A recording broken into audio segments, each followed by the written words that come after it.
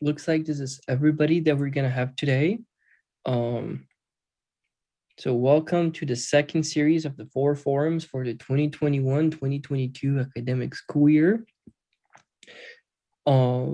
So if you attended one of these before, it's pretty simple. All I'm gonna ask you to do is to turn on your cameras and unmute when I ask you a question.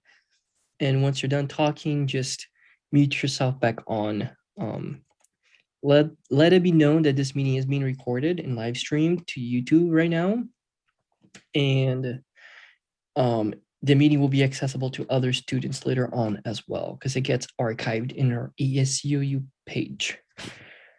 With that being said, we'll jump right into it. We're gonna start with introduction. So state your name, your major, and the position you're applying for. And then if someone was to explain you using 3 words, what would they be? And we'll start off with our senators. We'll start with Elena. Can you repeat the last thing you would like us to say? I didn't hear that. Yeah. So your introduction, and then the question was, if someone was to explain you using 3 words, what would they be? Okay. So, hi, my name is Elena Robison. I am currently a freshman here. I am majoring in marketing with a minor in communications, and I am running to be a senator next year for ASEOU. I think if someone was to describe me using 3 words, I think they would use pink, glitter, and I'm trying to think, hopefully fun. I hope those would be the 3 that they would use. Alrighty, and then we'll move on to Calvin. Sorry, can you repeat the question? I just realized that my sound was off until just now. No, all good. So the question was, what is your name, major, and position you're applying for? And then if someone else can describe you with 3 words, what would it be? What would they be? Cool. So my name is Calvin Bennett. I am a double major in business and communications with a minor in political science. And I'm running to be a senator.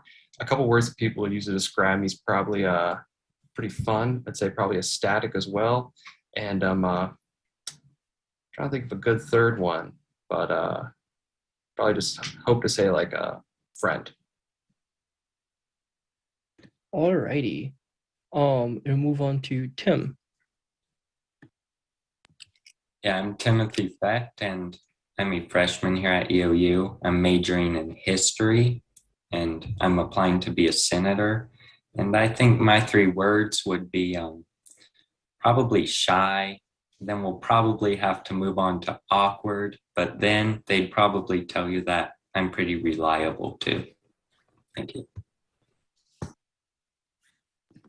We'll move on to our presidential candidates, and we'll start with Justin. Hi, I'm Justin. I'm running for ASEOU president, and my 3 words that I think people would use to describe me are dedicated, passionate, and philosophical. And I am studying music, and I will move on to the MAT program when I'm finished with my music degree next year. Caitlin. Hi, my name is Caitlin Ceballos. I am a sophomore here at EOU. My major is molecular biology with a minor in environmental chemistry. And the 3 words I think people would use to describe me is a little quirky, creative, and a cat lover. Thank you all. I must say I am a fan of cats as well. Continuing on, we'll move on to our first question. And our first question is, I got a whole list to get you pick. Let's do this one. So how do you plan on working and engaging with clubs at EOU? And we'll start off with senators. How about Tim? Well, obviously, clubs are a big part of student life here at EOU, and I'd love for them to be involved here, but I don't know if it's really best for me as a senator to reach out to them, or if I think as a senator, I would be more willing to work with them more than engage with them. Like I'd let them email out to me if they have concerns, and I'd just be like that listening ear for the clubs and kind of a voice for their voices within ASEOU. Calvin. Yeah, I've actually had a lot of experience with this over the past year. I've been an RA, and the way that I've tackled this, and I would plan to continue tackling this, would be to just have completely open communication. Just the other week, I was talking with the people at Eastern Student Entertainment, which I know is not a club, but I just met them, and I would just was talking with them, and I planned a program/event that we're trying to do together. And so I would just like to have open communication. Anyone could email me, I can email them. You just come walk up to me, introduce yourself, and tell me your plan. And that's how I would plan on working with clubs, is just start that communication and then get the ball rolling on whatever we want to do. Elena. Yeah, so I definitely do think clubs are very, very important. I mean, all throughout high school and my whole life, I am like most unathletic person you will ever meet in your whole life. And so clubs are always how I stayed involved. And I definitely love clubs, and I think clubs are very important. But I have noticed that the last 2 terms here that I've been here, that there isn't a whole lot of promotion around clubs. And if you were to ask me what clubs we have at EOU, I could maybe name 2 or 3, honestly, but I know there's so many more than that. And I think just working with them to have promotion for their club would be very important. And that would help engage them with the rest of the school and help students get engaged with them. And just, of course, having that open communication between the clubs and as a senator would be really important. Just knowing that if they ever need any help with anything, that they could always come to us and we would be able to give them that help. Caitlin. I would go and email the active clubs that we have to get that open communication started, letting them know that they have a resource in ASEOU to help get promotion out, and if they want to team up for any events that we'd be willing to look in and help them out as well. They obviously know about Senate allocations. I would tell them when Senate allocations is, so that way if they do need funding, they can apply for Senate allocations. But I would like to have that open communication, be the one to reach out to them, so that way they know their resources within ASEOU, and hopefully they use those resources. Justin. Yeah, I thought that Caitlin's answer was really, really smart. I would just do that. Sending out that email right away sounds like the best way to start an open communication.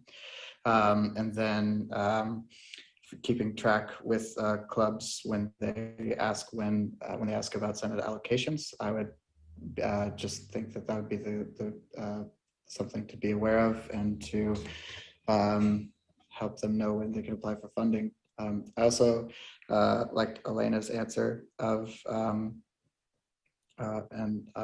sorry, Elena, but I can't recall exactly what you said, but I remember when you were talking about how you would approach working with clubs, how I thought that it was all really good things. So.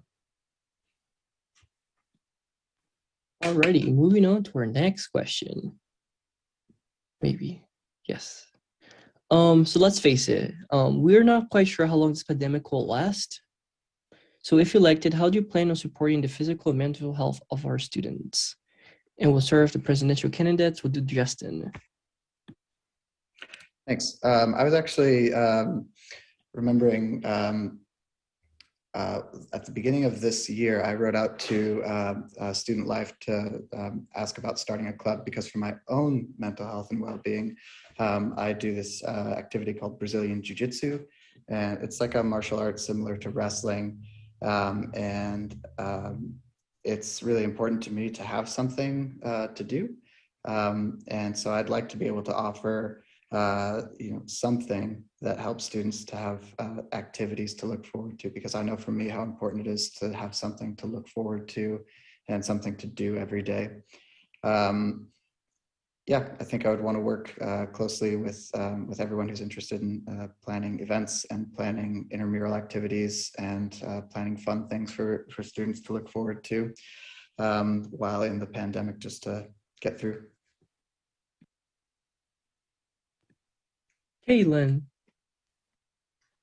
I would continue off Justin's answer with that, reach out to students about the mental health services that we do have, since we have 2 counselors on campus that they pay for with their student incidental fees. So they have that resource already. And I would continue on with our focus groups, because that works with our student retention. We work on health and safety with the students, and we work with their mental health. So I think those 3 focus groups that we do have, doing those events each term, would really help benefit the students, because they're getting the mental health they need, the healthy living they need, and it would help with student retention as well. Perfect. We'll move on to Elena. So I really liked a lot of what Caitlin said, and I agree with a lot she said. Just agreeing with you promoting resources we already have on campus, and potentially like partnering up either with like the counseling center to promote them more and just hand out those resources. I also think that engaging students with intramurals is really important as well, but I also do believe that the health of our students is the first priority, of course, and as long as things are safe and people aren't risking anything to be able to go to these activities, then they should be happening. But I do believe that the health and well-being of the physical health of the student is more important.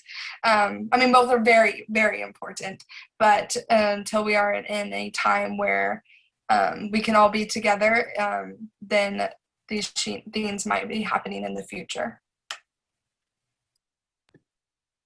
Tim. Yeah, I agree with a lot of what has been said already, and that we do need to bring a lot of recognition to what we have already in place here on campus for mental health throughout this pandemic and mental health in general. We have people here to help with that, and we should promote them. I also, going back to the first forum, I'm really into the idea of intramurals, and I would love to see them on campus. And I know a lot of intramurals, and I'm not a scientist, but I think they're doable in the pandemic. Like a slow pitch softball, you're not really close to anyone except maybe bang bang plays on first base or something. But so I think intramurals would be very good for a pandemic setting if you do them correctly. And I think just the intramurals and emphasizing what we have already in place would be my ideas. Calvin. Yeah, I like pretty much everything everyone said. Like, there's been some really great points. And my opinion on this would be kind of breaking it down into like a 2-step plan. The first one is promoting what already exists. There's a lot of different resources from a lot of different areas of this university that people can use. And there's even some off-campus stuff that people can use as well. Just making sure it's promoted. Students and residents know about that. I think that'd be a really good one to do. And then part 2 would be seeing what people want and just making sure that we use our resources effectively. We're not the most resource-heavy school. I mean, we have a pretty small student population and a pretty small community. And so we just want to make sure that we use our time and money and whatnot effectively to make sure that we provide what we want as a community. So that's what my 2-step plan would be for that. Alrighty, moving on to the next question. What is your main goal to accomplish if you are elected? And we'll start off with Tim. Yeah, I really don't know my answer to this question. Coming in, I didn't have a clear set goal for myself to accomplish. I really just applied thinking that I'd just listen to those around me and see what they wanted accomplished and go off of what other people wanted accomplished. And that was my main plan, was just listen to my peers and try and be a voice for them more than a clear set plan that I set out to accomplish. Calvin. So one of my biggest goals is student retention. Our graduation rate is pretty low, and I really saw this firsthand last year. I'm a sophomore right now. I was a freshman in the halls last year, and I saw a lot of people move out of the dorms, like right after winter break, and then right after spring break. And then when I came back this year, I know there's a lot of other people who either transferred or left. And so one of my biggest goals is to keep students here, keep them active in the community, and just make sure that they're having a good time and enjoying their education and taking the most that they can out of this experience. Lena. So I don't have like a specific individual goal that I want to achieve, but there is something that I want to view every decision that I make as a senator through, and that main, I don't know, I'm missing a word, I can't think of the word right now, but the main idea I want to focus on is making sure that our school focuses on making every student feel safe, welcomed, and cared about.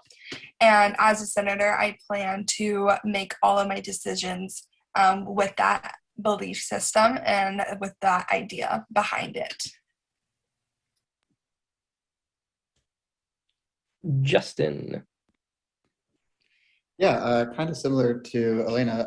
I think that my approach is, or one main goal that I would have would be just to slow down bullies.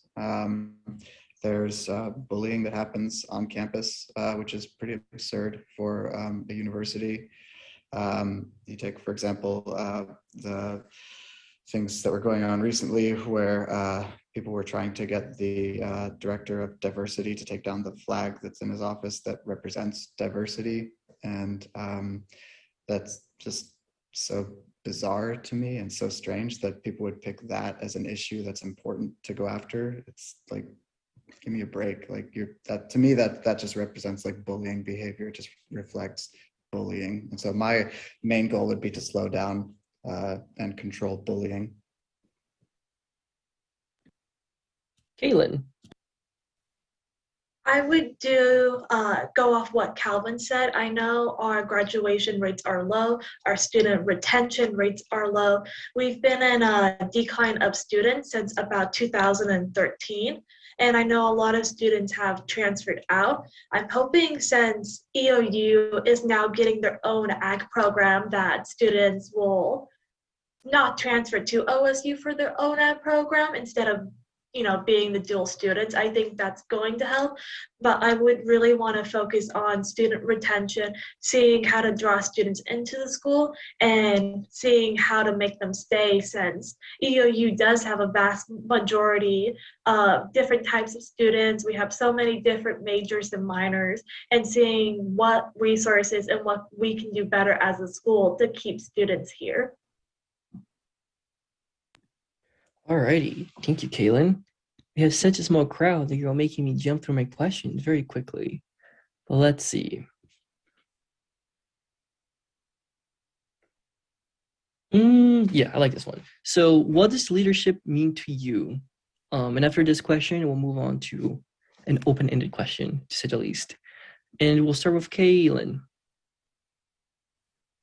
For me, leadership is just being able to be in a group and help lead the group where the group decides its goals are. So see what the group wants to accomplish, see what the steps are to get to that goal, and just being able to help everyone be guided into that direction that we want to go into.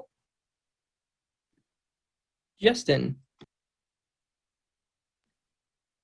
Yeah, I would agree that it's important to help kind of guide, direct, and like kind of coach a little bit the decisions that are being made in a group. But I'd also like argue that maybe it's important sometimes to go against what the group wants to do.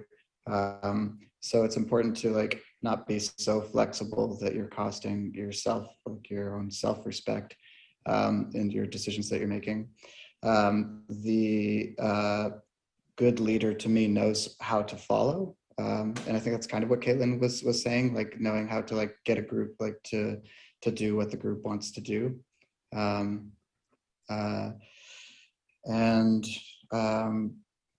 to me, being a good leader involves like showing up, being prepared, evaluating performance and planning for the next thing. So that's evaluating performance of yourself and your group. Yeah. It's getting a little boring of an answer, but yeah. Elena.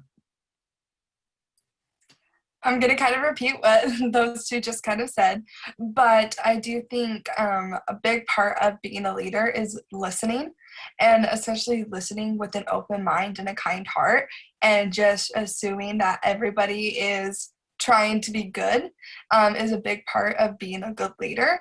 I also think that I agree with what they were both talking about of being a leader also means following what the group thinks is best, and to also be a guide through their decision making as well.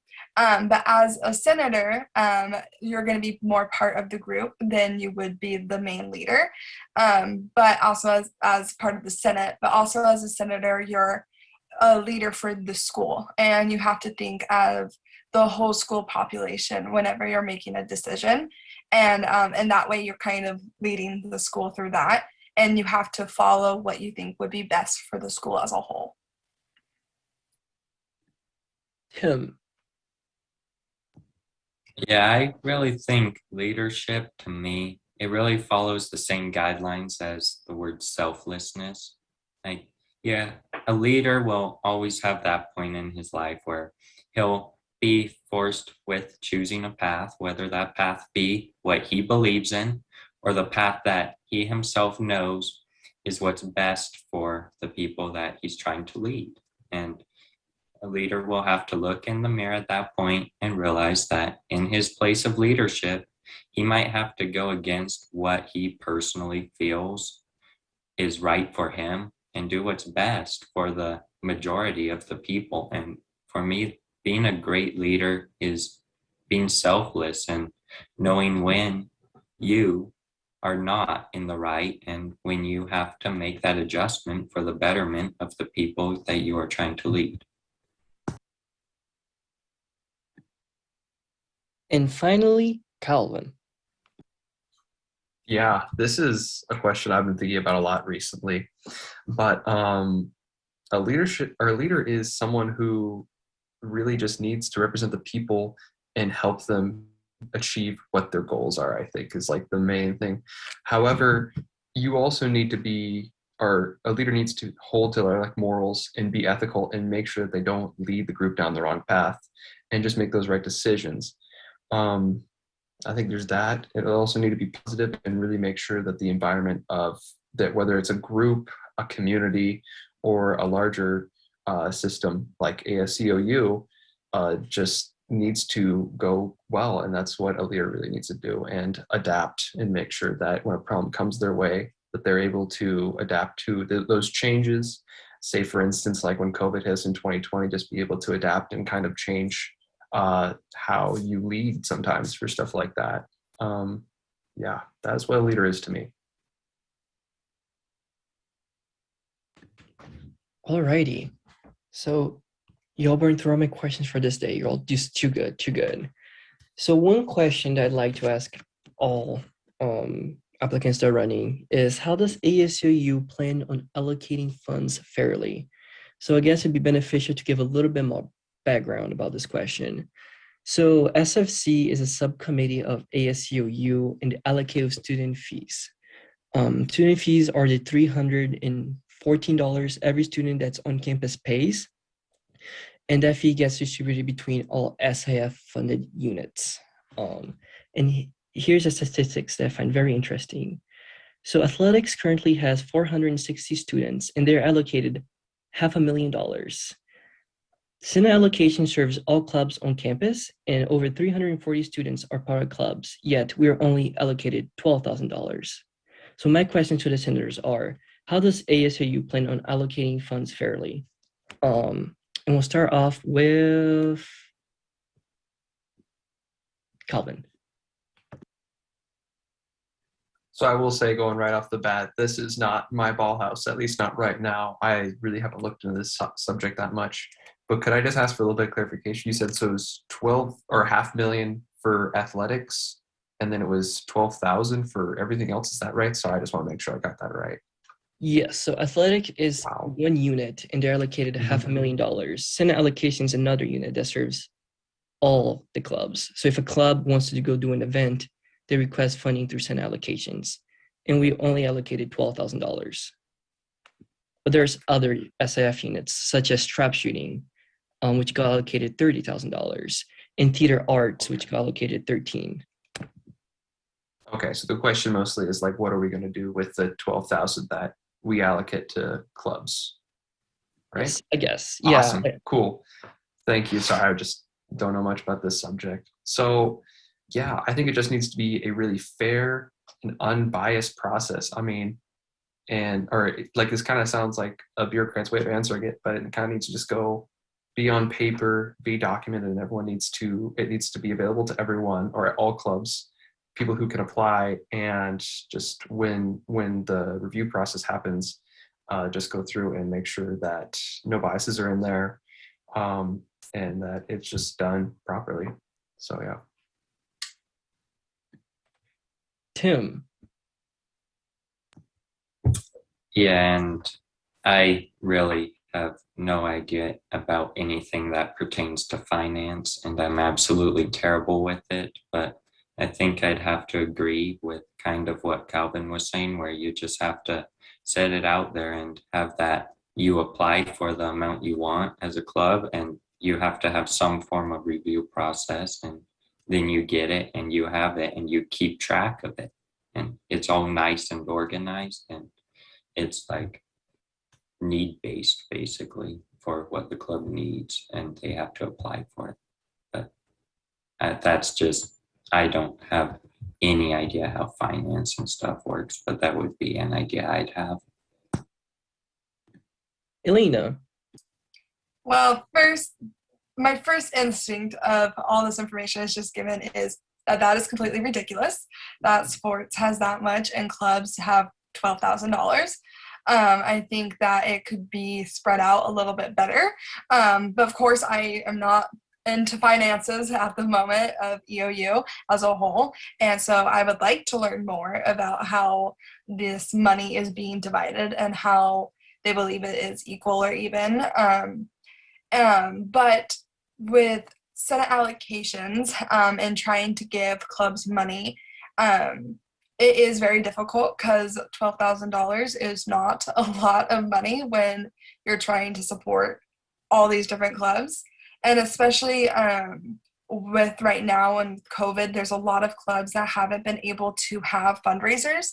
And so they are struggling with money themselves as a club. And so when they turn to us for help and support and money to be able to go like on a trip or something they've been wanting to go on for the last 3 years, but it keeps getting canceled, but it's not this year, so they get to go.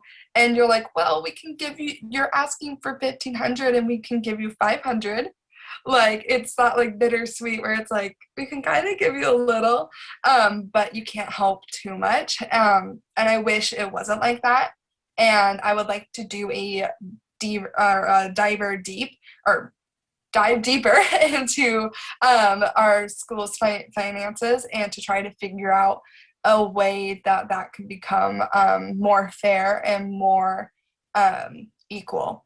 But at this moment, I don't know what that answer would be, but I do believe there is an answer out there. And if I was asked to or would be asked to try to find that solution, I would love to do that. Alrighty, we'll move on to our presidential candidates, and we'll start with Caitlin. So I do believe that Senate allocations should be getting a lot more than what they already do, especially compared to athletics, since they have the most ways to fundraise and they also get sports lottery and things among those natures. But I would also, for advocating to get Senate allocations more fees, I would want to look at how much each club is requesting during that year and see how much in total all the clubs are requesting and compared to how much Senate allocations is already getting allocated. Since I know this current year we only had about $9,000 and we've already had clubs request way over that limit. We've had a club request $20,000 just in fall term. There's no way that they were going to get that money. Senate allocations doesn't even have that type of money.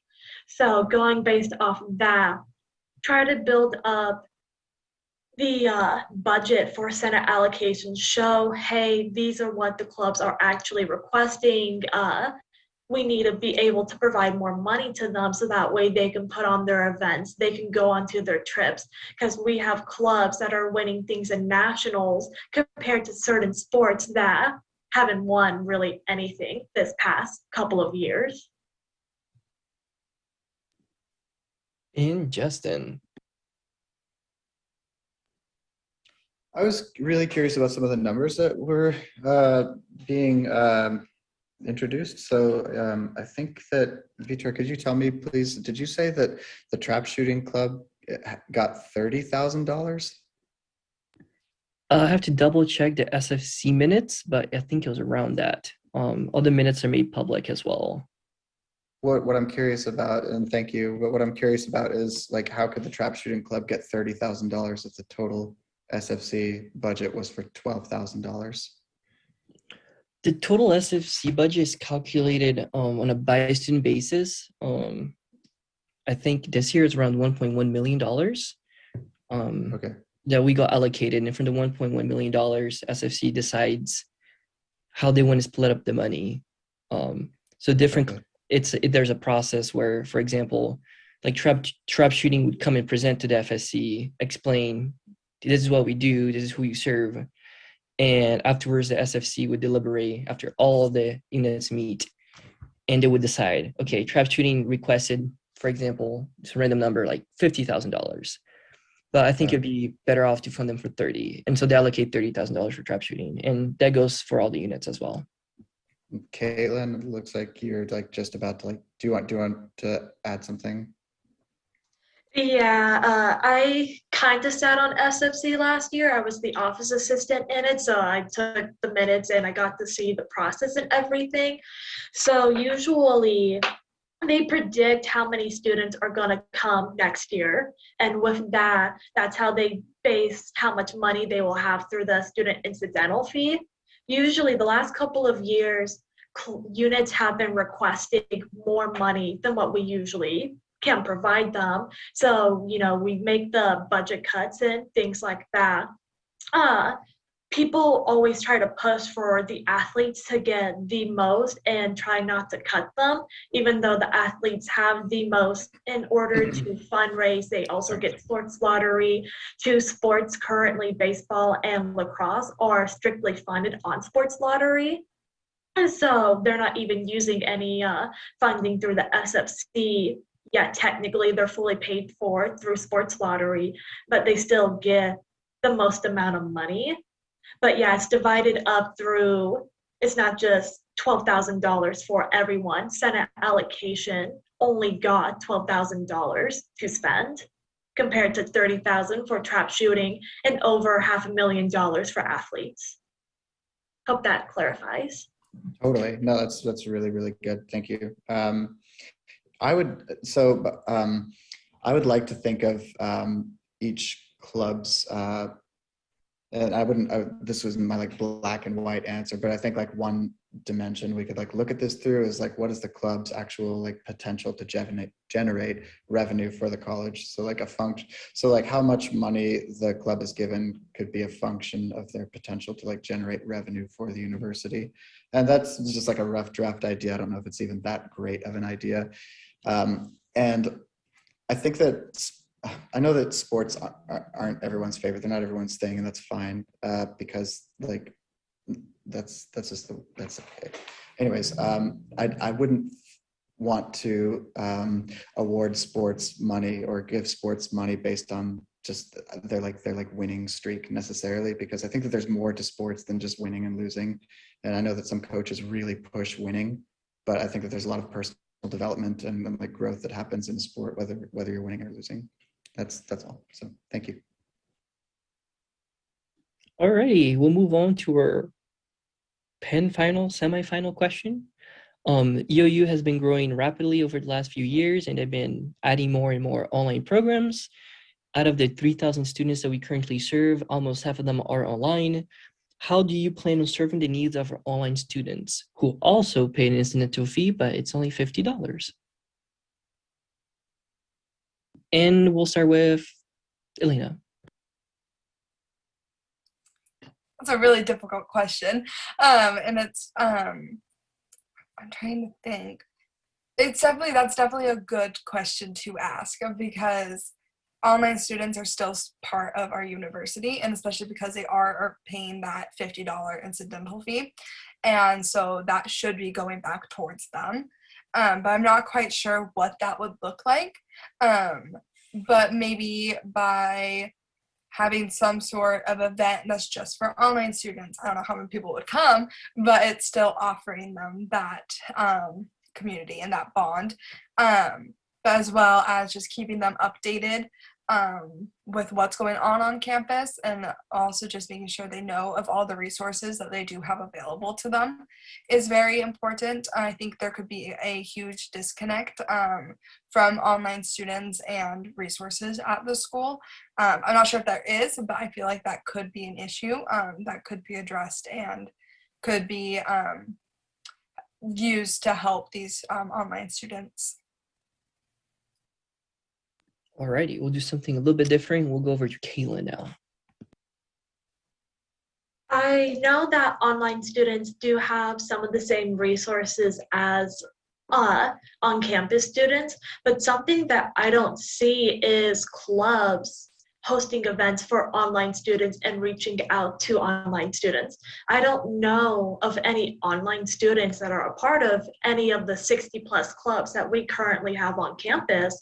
And I'd actually like to change that. Like Pre-Professional Health Club, they have presenters come in and present. Why not Zoom it for online students that they can also watch in and see those presentations, especially if they're going somewhere in like the health field or just things like that.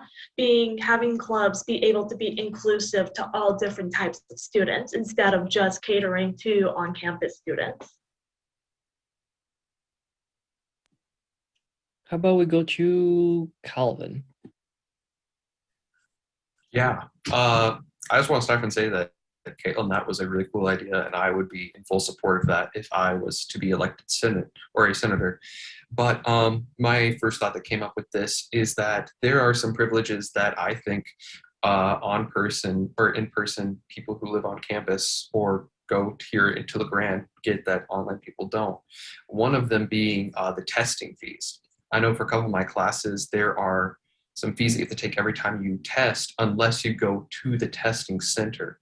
And I think it'd be really awesome if we were able to broker some kind of deal, or at least be the mediator to that deal, where we can try to either reduce or eliminate those fees for the online students who are already paying a lot because their classes are more expensive. I don't really think it's fair that they don't have that opportunity to be able to take tests for their class that are required without paying money.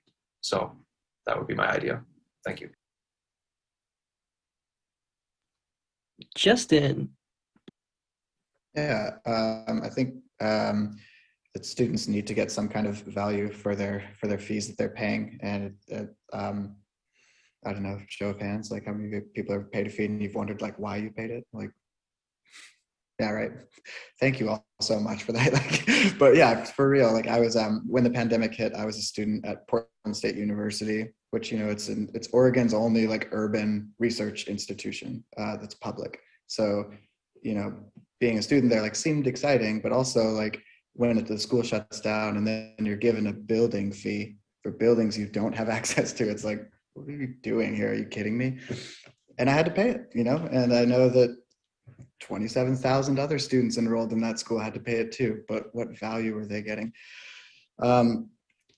Yeah, I like the ideas of having some kind of way to like zoom into in-person classes, having the option there.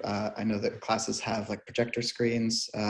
Maybe there's a way that those can be oriented so that regular students in the class can see the students who are zooming in, who feel like turning on their cameras and feel like participating that way.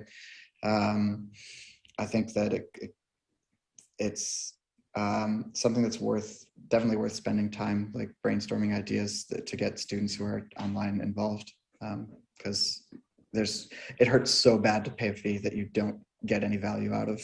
So something should be done about that. Tim.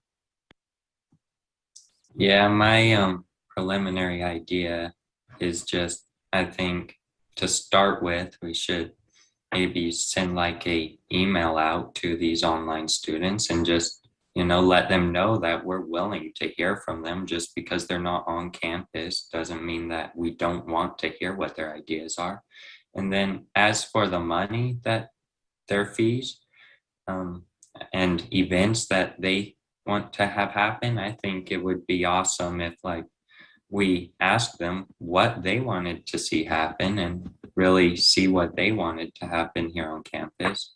I also agree with, I think a few of the others said it, but kind of make these clubs on campus more acceptable to, or more accepting of the students that aren't here on campus with us, whether that be Zoom, or I know the clubs I'm in, like we have the secretary minutes all available if someone wanted to see them and they could look through them. But I think Zoom would probably be a more inclusive option to just saying, here, read this. But I really like that idea of getting the on-campus clubs more accessible to the online students. Alrighty. So our final question, do you have any other time commitments? And we'll start off with Justin. I have commitments in the music department. There are going to be performances that happen that I won't be able to get away from, but I'll communicate those well in advance. And then I'm working some jobs right now. I just got hired for security on campus, and I'm also working every now and then with the athletic department. But those are both jobs that I would be leaving behind if I continued on this path. So no other commitments. Calvin. Yeah, so I'm currently a RA. However, by next year, I'm not reapplying for that. I will probably have a job, but I will make sure that it will not get in the way of this. And I think that would probably be my largest time commitment. I'm going to be involved in some clubs fairly far, like little and then side projects and stuff, but that should not get in the way of me being a senator. Kaylin. I am currently an RA and I am reapplying for that position. So if I do get that position, I'll be working alongside that with hopefully the position I am going for within ASEOU. I balance that pretty well already doing both jobs. I am involved in a couple clubs on campus, but that's pretty few and far from when they actually do meet. But I do prioritize this job in this position since it does pay my bills. So Elena. Currently, as of today, my only time commitments are being a part of ASEOU, being a full-time student, and I think that's it as of today. Yeah. And Tim. Yeah, I'm involved in one club here at EOU, but they only meet on Wednesdays usually. And hopefully by next year, I'll have some form of job. So that's all of my time commitments. Alrighty, so I'd want to thank everybody for showing up to the forum. I see a lot of familiar faces. And I want to thank IT and AV for streaming. Thank you. And lastly, we have 2 more forums next week. One February 21st at 3 p.m. and February 23rd at 4 p.m. And those will also be recorded and live streamed. Voting does open Monday of next week and is open until Sunday before finals. So vote for your candidates. With that being said, I appreciate everybody coming. Have a good rest of your day.